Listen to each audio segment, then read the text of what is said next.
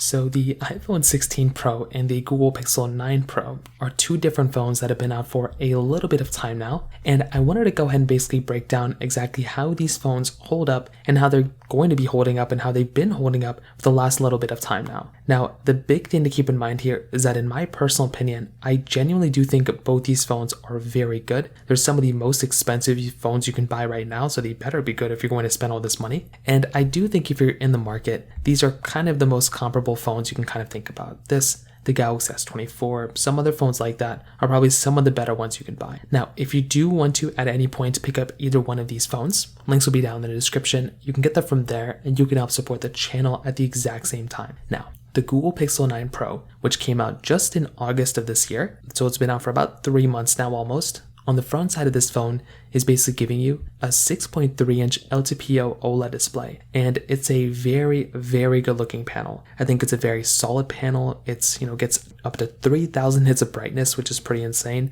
120 hertz display as well, and it really is a great looking device. I think if you're going to go through and pick up a phone, this is a very good looking panel. You're also getting, just a hole punch display, fingerprint sensor in the display as well. And it really is a really nice looking device. And if I'm in the market, if I'm going to go through and pick up a phone, this thing definitely has one of the better panels you can basically buy inside of any phone right now. Now with the iPhone 16 Pro, this is also a very good looking device. This phone is giving you a 6.3-inch LTPO Super Retina XDR OLED display. So this thing is giving you basically a 120 Hz display up to 2000 nits of brightness, which is, still okay. Like I feel like it could be better from that side, but I don't think it's like a terrible panel. And I do think still like Apple did a pretty good job when it comes down to this particular display. So I will say from that side, that is kind of one big thing to keep in mind here, because this panel, in my personal opinion, still is like pretty reputable. It still is like a decent panel for the most part.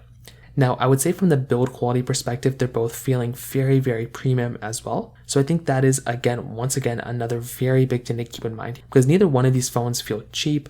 They both feel very good. And like I said, I hope they do, because these are very expensive devices. They're both giving you USB Type-C ports at the bottom. The only thing I can even kind of think about on the feelings of these phones is that the iPhone 16 Pro is giving you that action button and camera button, with the Pixel 9 Pro is not really giving you that. Is that a big deal? No, it's just a new feature that you're basically getting inside of this iPhone that the new phones don't have, but still not really that big of a deal, and I'm not really freaking out about it too much. Now, when it comes down to some other things on these phones, the back sides are very, very comparable as well. They're both great feeling backs. They both feel very, very good. And once again, that is another advantage for these types of phones. Like you can easily go through, pick up these devices and still have a very good feeling phone. Frosted glass backs on both, triple camera setups on the backside as well. And like I said, very premium stuff going on for these types of phones as well. Now, on top of that, another very big thing to keep in mind here too is the fact that they're both giving you wireless charging. They're both giving you IP certification. However, the big thing to kind of keep in mind here is that with the Pixel 9 Pro, this phone is giving you reverse wireless charging, which in and of itself is a super nice thing to have. And definitely for me, I'm a really big fan of that kind of stuff when it comes down to it as well. Now, beyond that, another very big thing to keep in mind here too is that with the Pixel 9 Pro, this phone in the brand new market is about the same price as as the iPhone 16 Pro. However, I think a big thing to keep in mind here is that with both, you're essentially getting, a cheaper phone inside of the Pixel 9 Pro now. Just because the Pixel 9 Pro has been out for a little bit of time, that right now in the used market is probably around $850, where the iPhone 16 Pro is still at $1,000 and maybe went down to like $950. So still a little bit of a cheaper phone in the Pixel 9 Pro in the used market, but brand new, they're relatively around the same. Now, on top of that, when it comes down to the cameras, like I said before, they're both giving you triple camera setups inside of them. The Pixel 9 Pro is giving you that, 50 megapixel wide, 48 megapixel telephoto, and then a 48 megapixel ultra-wide camera. With the iPhone 16 Pro is giving you a 48 megapixel wide angle camera, 12 megapixel periscope telephoto lens, then a 48 megapixel ultra-wide camera. 4K at 120 frames per second on the back of the iPhone 16 Pro, and 4K at 60 on the front of the back of both of them, but the Pixel 9 Pro can do 8K at 30 frames per second. Now, this one is kind of confusing, right? Because I'm not really 100% too sure which direction is a better one here. Like, do you get the phone that has a higher frames per second rate than the other device? Or do you get the phone that gets a higher refresh rate or like higher, resolution you can film in? So that is kind of a pretty important thing to kind of keep in mind here. In my personal opinion, I'm not really too sure in which way is a better direction here because both of them have their own strong suits. They're both great in their own ways. So I'm not really too sure of the way to kind of think about it from this side. I think the Pixel 9 Pro's camera is very good. I think it's a very solid lens. If you are going to go through and pick up a phone, I think that thing is giving you like a pretty solid experience for the most part. And as I've said before, I think that is kind of a big thing to keep in mind here, because if you're going to go through, pick up a phone, it is very important to have a device that's going to be giving you a better experience here. And that might be the better idea on the Pixel 9 Pro. But I still think the Pixel, I think the iPhone 16 Pro is also a very, very good camera when it comes down to it as well. So I don't really have too many complaints when it comes down to that side.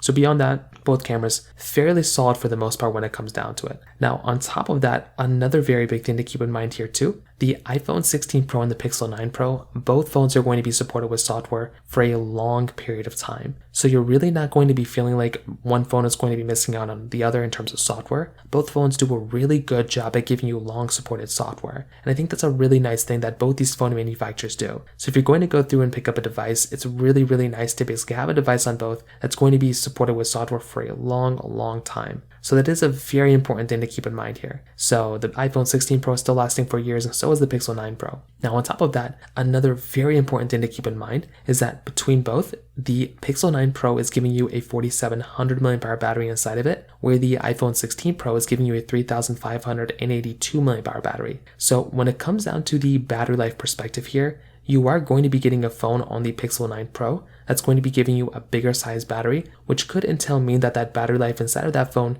could be better. So once again, just kind of keep that in mind when it comes down to it as well. Like if you're going to go through and pick up a device, it would be nice to go and get a phone like the Pixel 9 Pro that's going to be giving you the overall better size battery inside of it. So once again, kind of keep that in mind as well. Now on top of that, another very big thing is the performance as always. The Pixel 9 Pro is basically going to be giving you this, the Tensor G4 chipset inside with 16 gigabytes of RAM, which is insane. Whereas on the iPhone 16 Pro, you're getting the Apple A18 Pro chipset inside of it with 8 gigabytes of RAM. So you're getting twice the amount of RAM inside of the Pixel 9 Pro. And you are getting comparable chipsets on both, although I would say that the A18 Pro chipset is probably faster. So this is where things get a little confusing because I'm not really too sure which one is the clear winner here. However, the Pixel 9 Pro, there's really no competition. That RAM inside of that phone is going to be insane. It's a massive amount of RAM to have inside of a device, and that is a very important thing to keep in mind here. I look at something like the Google Pixel 9 Pro